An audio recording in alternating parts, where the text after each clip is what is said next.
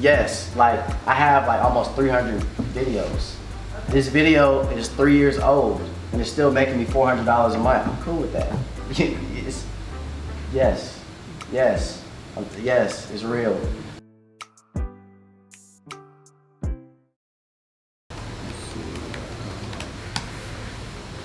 So around like 5:40, I'll go stand outside. All right. Let me see we might have some early birds that want the worm. There's the other ones that have been there either longer or Right. because they have reputation, people just watch theirs. I'm so glad you came because like that's exactly what I'll talk about today too. Like I don't want to spoil it, Yeah. but that's exactly what I'm going to talk about. I'll do a mini presentation pretty much on that topic, right? So I think you guys can get some value from that. But then I was thinking like how consistent like possible would be traveling hiking and so on. And then you got to put all this together. Yeah, there's something called a view, and then there's something called a unique viewer. Okay. So a unique viewer is whatever account. This counts as one account. So if your phone watches a video, it only is going to be one unique viewer. You can watch it 5 times. Okay. That'll be 5 views and 1 unique view. On your mobile device. Because I'm watching my mobile video. On your one device. One device. So if you go to an iPad and you watch it, then it's a second unit. Exactly. Go to a computer, it's a third. Okay. Exactly. I see. Okay. Right now.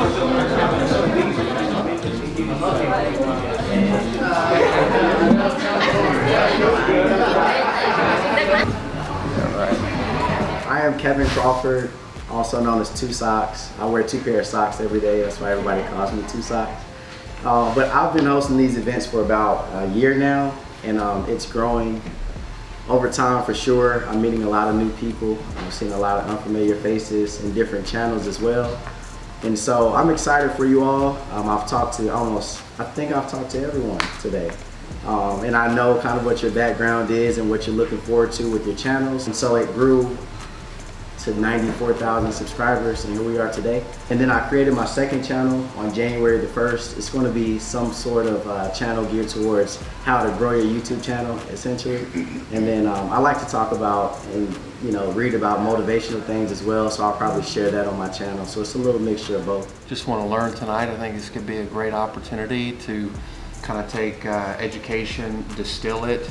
I've had opportunities to teach in Kenya and in India, and a lot of people don't have an opportunity to get an education and don't even have the infrastructure to go to libraries like we do. So I'd love to just kind of distill things and provide good content to help people out. I've been kind of playing around with the idea of developing my own YouTube channel that would be focused on developing and educating basic financial independence. Cooperative channel between a couple of my friends and I, but me personally, I'm an artist, so I like to do animations or like comics or like quick just comedy animation things, and I do just drawings in general on my channel. I'm Dr. Brad Wolf. I have a channel called Living Max Health.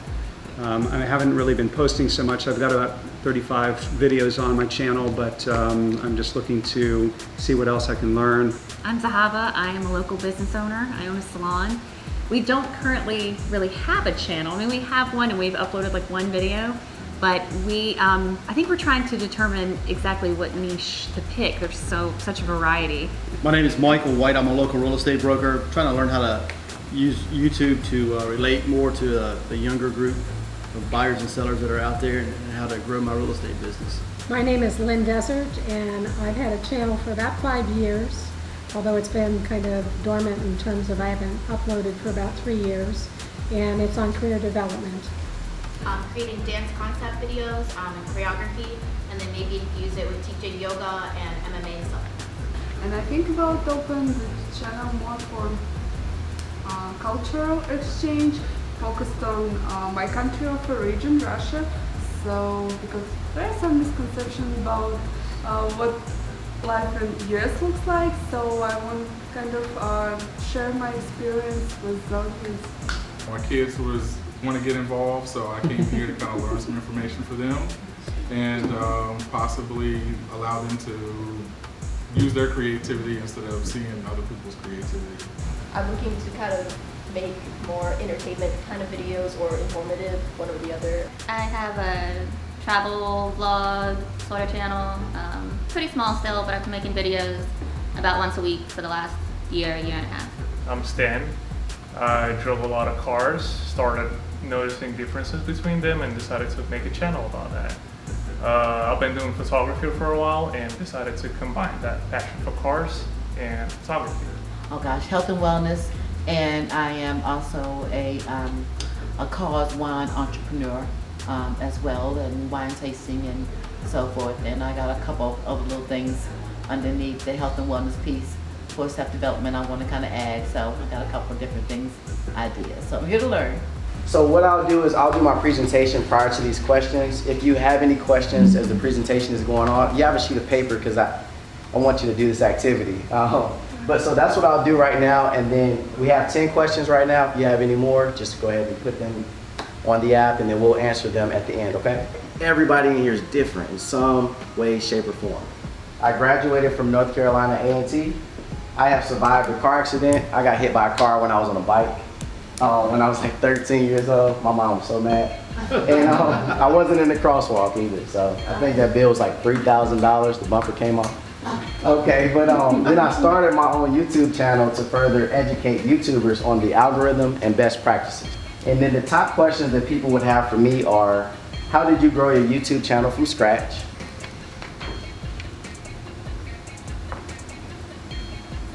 Like, I'm not in front of the camera, usually I'm behind it. So when people see me in person, they ask me, how long have you been growing your hair? Okay. It's just a common question. I'm Chelsea. I live in Greensboro. I am a student, creative, and easy to be around. I have a unique perspective because I make it a point to understand other people's ideals and views before stating my stance on an issue. My top question is your hair naturally curly? Yes. Other interests, cooking and researching things. And I want to be the best version of myself because it makes myself happy and it makes me just want to keep going if I kind of like think I know my potential. Most people don't know that I'm interested in financial literacy and like the stock market, philanthropy, and learning as many languages as possible. Thank you all for saying that. Some of us may have channels where you don't go into the personal side much, but yet it kind of rounds you out.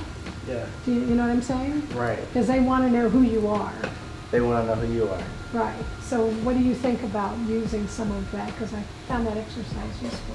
Yeah, absolutely. So again, this is a YouTube event, so great question. She pretty much told us what the next little screen is going to be about, right? So that's good. So I'll answer your question. The beauty of starting with your culture ad, what makes you different, right, is that it dispels the biggest myth around what you need to create a YouTube channel. And that myth is your niche is too crowded. Even if you're in a saturated niche like fitness, business, vlogging, hairstyles, things like that, when you uncover your culture ad, so when you share who you are on your channel and incorporate your story into your channel, it becomes one of a kind. This world needs you, right? So that's what makes your channel different. That's what's going to separate not only the content that you're talking about or that you're showing, but just who you are. People can feel the genuineness in a person. They can feel when you're fake and lying and all of that. And it's important for you to be yourself. That's why YouTube is special, because it's an outlet and it's a chance for people to feel like they're a part of you. The fans, like on this YouTube channel that I have, they feel like they're a part of the family. It's crazy, because that's a common question. You know, I want to do this, but there's so many other people doing it. Do you think that I can do it? Yes. All day long, yes. And then 9 times out of 10, the other people who are doing it, they're not going to stay consistent. And if you start and you continue, I promise you, it'll work.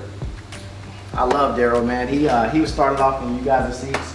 He's still sitting in it, right? I wish I could sit in it, but I have to teach, but I'm constantly learning as well. But Daryl, he came and he had about 12,000 followers on Instagram, and he, you know, heard me speak about YouTube and how it can work out for him and everything, and he took it serious. He kind of kind of made me nervous, man. He just took it real serious. Like he just gave it everything, and I'm like, man, I just motivated him a little too much.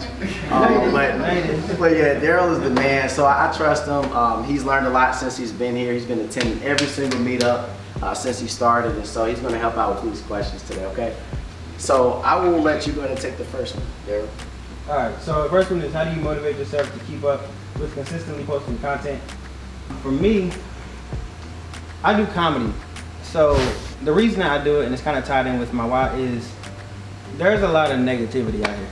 It's a lot of stuff to be like, there are a lot of people who are depressed, who have anxiety, a lot of people who like don't really think they have much to live for. It's really a lot going on. So with me, it's like with my channel, if I can make people laugh, if I can give you like, if you can scroll through Instagram or go to YouTube and just see like a 5-minute video that pulls you away from your situation, whether that be poverty or depression or anxiety, like that is what motivates. Because I mean, we're all creators here, and I know like for me personally, I get tired sometimes where I don't want to film a video. You feel me? Like sometimes I'll be like, yo, like, I gotta film this today, and I gotta write a script, and I'm like, I don't feel like doing all that, but at the same time, I constantly get like DMs of people who are like, yo, I just got home from school, I had a terrible day, going through depression, and your video cheered me up. And for me, that's what it is. And so I have to find the reasons for me to actually continue to create. And not only that, but there's a lot of opportunity in YouTube and in creating in general. And so if I could possibly ditch like the 9-to-5 thing and do what I love and get paid for it, it's like, why not? So here's, if you haven't seen this dashboard, you want to get here, the channel dashboard. This is YouTube Studio. This is my best friend. I'm here all the time for sure. But let me go to my top performing video. Great question. So there's a multitude of factors that go into it. So I don't know if you can see the graph, but there's a lot of rises and falls here. And so it's based off of like if the YouTube algorithm is pushing the video. This video has like 1.3 million total views right now. So it's something called CPM. So I'll kind of go into it a little bit here. So CPM stands for cost per milli. The timing of it really seasons on YouTube, right? So right now the CPM at its all-time low. The beginning of the year, who's advertising? Think about it. Think about business, right? Everyone just got done advertising, crazy, in November, December for Christmas and New Year's and things like that. And you also have like Thanksgiving, there's advertisement. So that's how YouTube makes their money, and you get a 45-55% split. So YouTube gets the other cut and you get that cut. The cut that you see here is yours. The cut that you don't see is theirs, right? So they could be taking more, but they just tell us it's a 45-55% split. But that's also for one video. That's one video. For more videos you have to get Cash, money. I'm telling you, it's serious. Yes, like I have like almost 300 videos. This video is 3 years old and it's still making me $400 a month. I'm cool with that. Yes, it's real. And I'm taking a long time on this question, but I'm very passionate about YouTube, as you can tell. Well, but that's important. It's important in the CPM. You may want that changes. Yes. Okay, based on what category you have too. Exactly. Okay, it's not just advertisers, but certain categories are a little bit more rich. Exactly. Than other ones. Yes, and she's right. And you can find all that information out through Google Analytics, not through YouTube, but you got to go to Google Analytics. That's true. And you can do the searches on what topics you have and what they're going to pay. And that is true. So what she said was different topics, different channel topics pay more money. 100% true, right? My channel is about cheerleaders, right? This channel. So what type of ads do you expect to see on my videos? Grammarly, school-related ads, right? Mm-hmm. But if you're talking about technology, you're doing reviews on Apple products, technology companies are paying way more for advertising. Finance too is a big one too. Finance is a huge one, right? So you, Michael, real estate, all day long, Wells Fargo ads, money. You're gonna make, so on 1 million views, you'll make a different dollar amount than I would. For bloggers, it's like $2. Mm-hmm. But for technology companies, it could be up to $50 per 1,000. All right, so she said through Google Analytics, you can find out topics or industries that pay more on YouTube for YouTube ads. Is that correct? Yeah, I mean it's a point in time reference, but you can go in and and do some searches on keywords and find out what pops up with those words, And you can start to narrow it down. Now, I would say to you, if you're doing it just for money, you would do it that way. But if you're doing it just to say, I want to know what my industry might pay,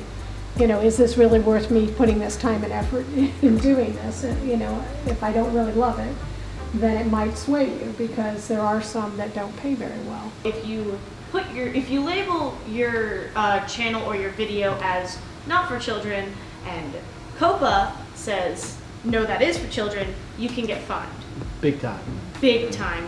For bigger YouTubers, they've said that the amount of money per video could go up to like $42,000 of per video. So it's for smaller YouTube creators, it's not as scary, but you could still be fined.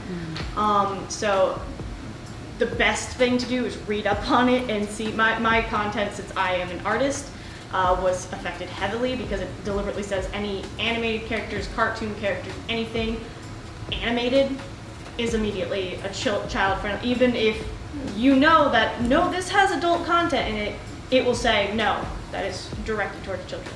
I know that some people, probably a lot of us have heard of TED Talks, and they say like, it's great to keep your talk to about 18 minutes, no more than that. Is there like a golden rule in terms of whether you're doing comedy or something else to kind of keep it in a certain range, 3 to 7, 7 to 15? What would you gentlemen say? So, in order for you to tell YouTube where you would like ads to be placed, your video needs to be, does anybody know how long it needs to be? 10 minutes long, right? So your video is 9 minutes and 59 seconds long, YouTube or less. YouTube will say, I'll put an ad right here, I'll put an ad right here. You don't have control over where you would like ads to be placed. And so why is that a disadvantage? Because think about television, right? When there's a climax in that show, when someone's about to get knocked in the head or proposed to or something like that, commercial, right? Advertisements. And so you want to be able to control that. YouTube, they're going to put it wherever there's silence, the most silence in your video. And so that may not always be the best place for that ad to be placed. So if your video is less than 10 minutes, you don't have control over where you'd like your ads to be placed.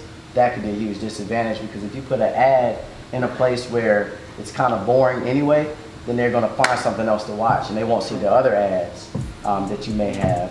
So money-wise, yeah.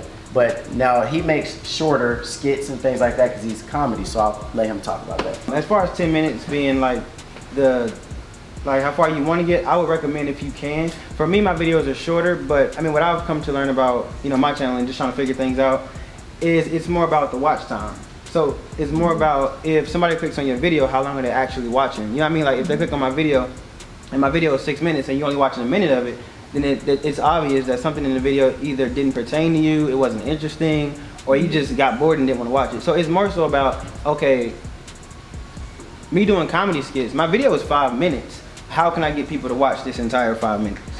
You know what I mean? Because that matters, I think, I'm not too sure, but I think it matters more than whether or not your video is long. You know what I'm saying? Like, of course, if it's, like, I posted a video a while, the moment you talked about, where it was like a compilation of funny videos, it was like 40 minutes. And the max time was like 13 minutes, but the watch time shot up on my channel. So it just depends on how long people watch, if that makes sense. Yeah. So how long to get famous? I mean, depends on the type of content. Some people can get famous in a month. Some people takes 10 years to do it. That's a really open-ended question. So I don't know how to explain that. I wouldn't know anything about that.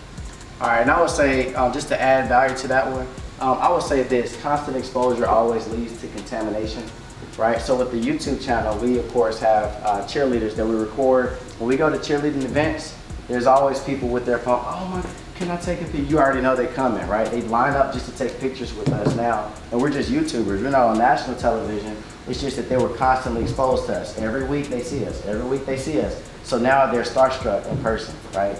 So constant exposure always leads to contamination. Same with like YouTube or Facebook. That same, if you see a YouTuber constantly on your YouTube channel, or on their YouTube channel rather, or on Instagram, you always see them every day. Like when you see them in person, you're like, that's two songs. You know what I mean? Like you feel that. So constant exposure always leads to contamination. So you famous if you're constantly exposed. That's what I would say, regardless of the platform you're on.